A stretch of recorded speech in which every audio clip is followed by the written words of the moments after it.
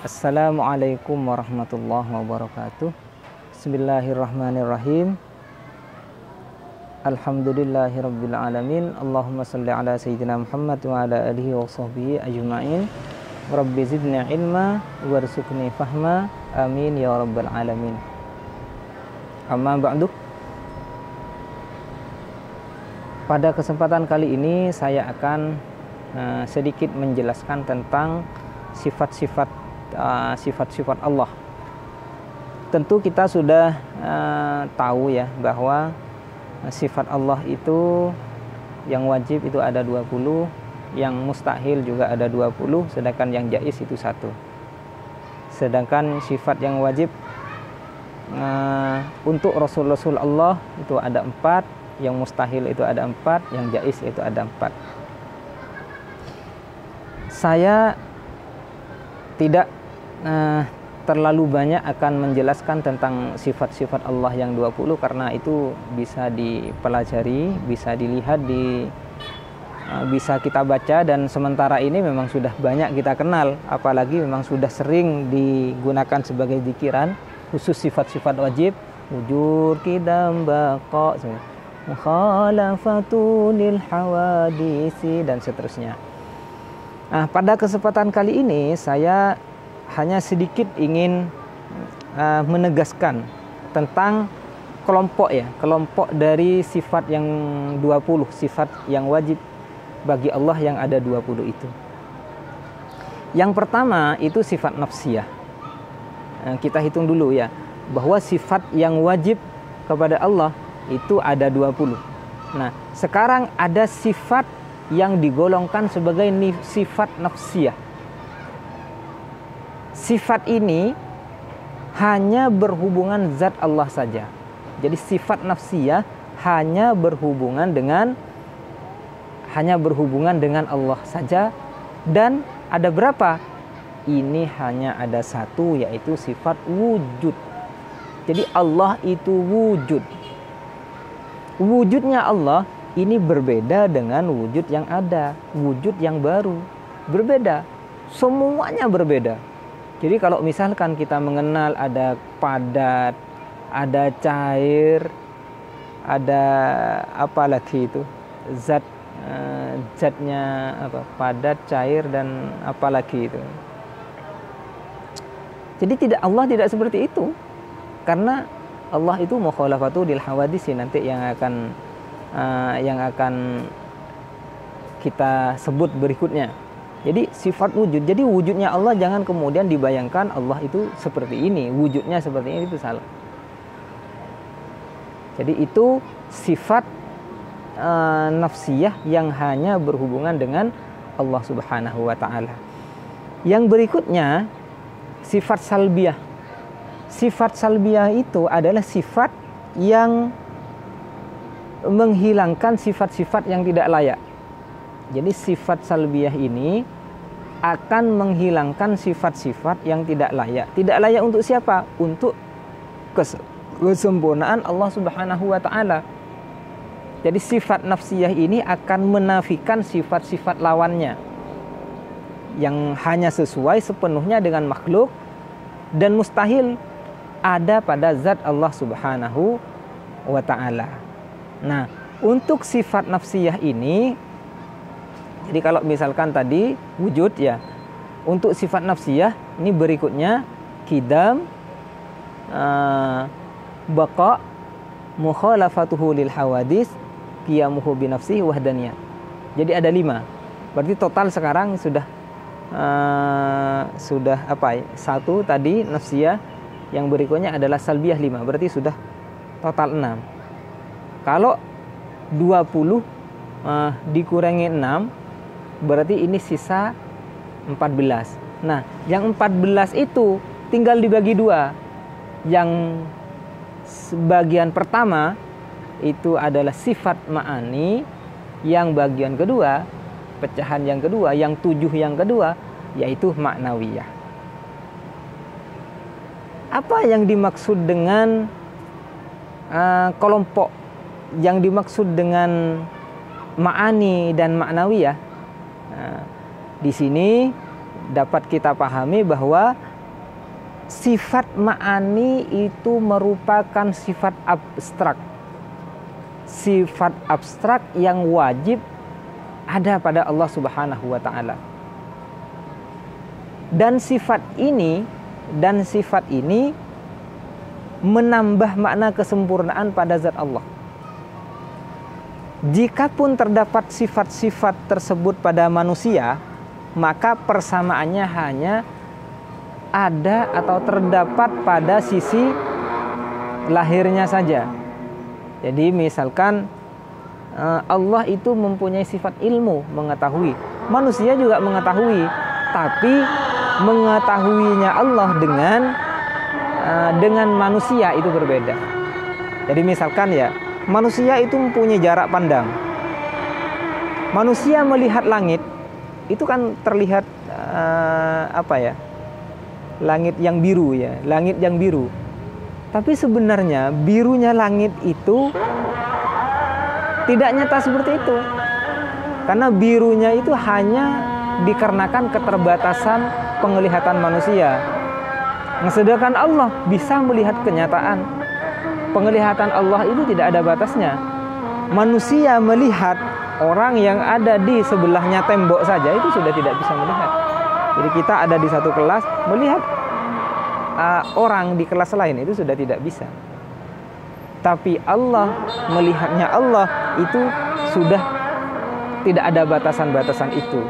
Mengetahui seluruh yang ada di dalam kehidupan ini, dan juga mengetahui seluruh atau sesuatu yang bersifat gaib, bahkan yang tidak diketahui oleh kita sebagai makhluk atau sebagai manusia.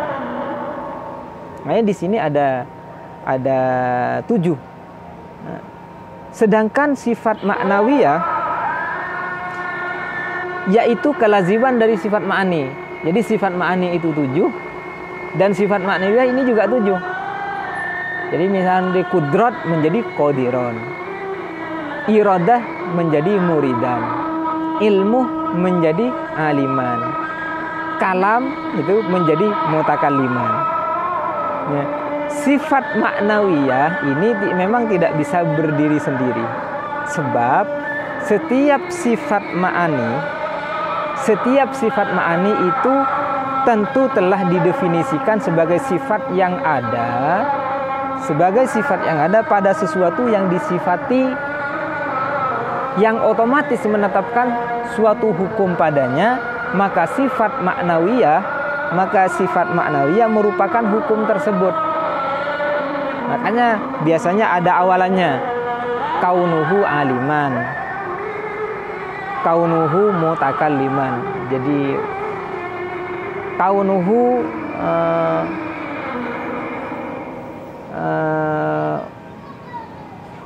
qadiron dari kudrat ya. Jadi kudrat jadi kaunuhu qadiron.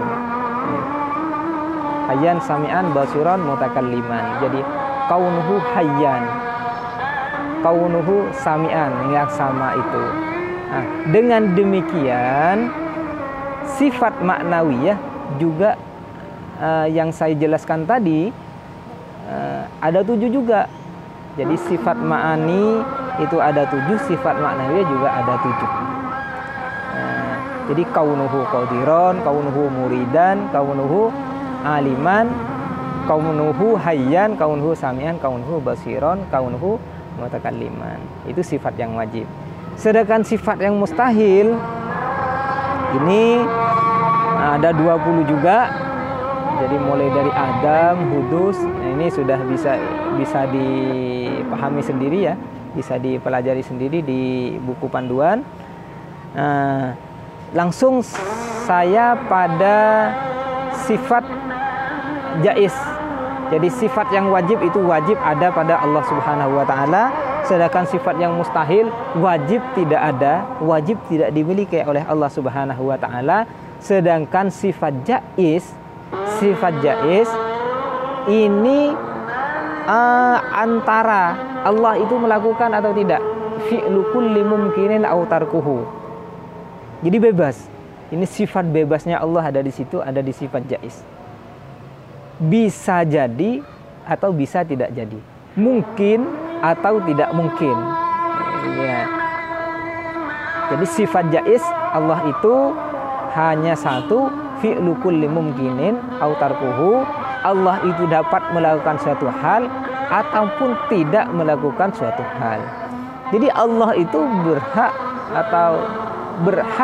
untuk berkehendak menyegerakan atau menjadikan kiamat, melaksanakan hari kiamat tahun 2021, tapi Allah juga berhak, bisa saja Allah tidak melakukannya pada tahun 2001. Jadi karena memang sudah hak Allah itu, tidak bisa ditolak. Ada hak dari Allah untuk menerima doanya manusia, tapi ada hak juga Allah untuk tidak menerima doanya manusia. Mengenal nama-nama Allah dan sifat-sifat Allah itu sangatlah penting. Dengan mengenal nama Allah dan sifat-sifat Allah yang paling mulia ini, maka seseorang akan mendapatkan derajat kemuliaan yang cukup tinggi. Bahkan ada yang mengatakan bahwa awwalu wajibin 'alal mukallafi ma'rifatul ilah. Jadi sebenarnya pertama kali yang wajib diketahui oleh orang mukallaf adalah mengetahui Tuhannya, mengenal Tuhannya. Nah, semakin manusia mengenal Allah, semakin kita ini mengenal Allah, maka semakin mencintai dan semakin menggantungkan kepada Allah Subhanahu wa taala. Dan selain itu akan semakin takut, semakin berharap, semakin ikhlas. Jadi kita semakin mengenal Allah dan sifat-sifatnya Allah, maka kita akan seperti itu. Jadi akan semakin ikhlas beramal hanya kepada Allah semata, dan semakin berserah diri hanya kepada Allah semata dan sebagainya. Jadi ini efek positif setelah kita mengenal Allah dan sifat-sifat Allah. Dan juga Allah ini mempunyai atau menyukai nama dan sifatnya. Jadi Allah pun suka jika nama dan sifatnya nampak bekasnya pada makhluknya. Jadi ini bentuk kesempurnaan dari Allah Subhanahu wa taala. Jadi sebisa mungkin kita mengetahui terhadap sifat-sifat Allah, sebisa mungkin kita bisa menirunya. Jadi Allah berilmu, mempunyai sifat ilmu dan aliman, maka kita harus berusaha untuk menjadi orang yang alim. Jangan sampai kita mempunyai sifat jahil. Al-jahlu itu sifat yang kebalikan atau perlawanan daripada sifat ilmu. Al-jahlu atau jahilan. Maka kita jangan sampai menjadi orang yang jahil. Itu maksudnya. Jadi semakin kita mengenal sifat-sifat Allah, maka kita ini akan semakin baik, dikarenakan kita akan termotivasi untuk mengikuti apa-apa yang sudah menjadi sifat Allah. Cuman kita memang tidak bisa mengikuti ya sedikit pun, tidak bisa mengukur sedikitnya makhluk itu bisa mengikuti Allah. Tingkat kesedikitannya itu tidak bisa diukur karena sangat sedikit sekali, jauh ya. Tapi kita tetap berusaha. Misalkan Allah itu Maha Pemaaf, maka kita berusaha untuk menjadi pemaaf. Allah itu mempunyai sifat ilmu, itu tadi ini yang paling penting bagi kita sebenarnya, ilmu. Maka kita sebisa mungkin kita menjadi orang yang alim, orang yang berpengetahuan. Juga mengenalnya Allah dan sifat-sifatnya ini akan mengantarkan kita untuk semakin dekat dan menghamba kepada Allah Subhanahu wa taala. Di mana manusia itu memang diciptakan oleh Allah semata-mata memang untuk menyembahnya. Wa ma khalaqtul jinna wal insa illa liya'budun. Dan aku tidak menciptakan jin dan manusia melainkan supaya mereka mengabdi kepadaku. Jadi ini beberapa hal nilai positif yang dapat diambil, nilai positif yang akan diterima bagi orang-orang, bagi kita yang sudah mengenal Allah melalui sifat-sifatnya. Jadi itu sementara yang bisa saya sampaikan, karena ini memang sudah hampir maghrib dan posisi saya ada di atas, lurus sekali dengan speaker masjid, sehingga pembuatan video ini sedikit terganggu. Tapi mudah-mudahan apa yang saya sampaikan masih dapat dicerna, dapat didengar dengan baik dan bermanfaat. Amin ya rabbal alamin. Sekian, assalamualaikum warahmatullahi wabarakatuh.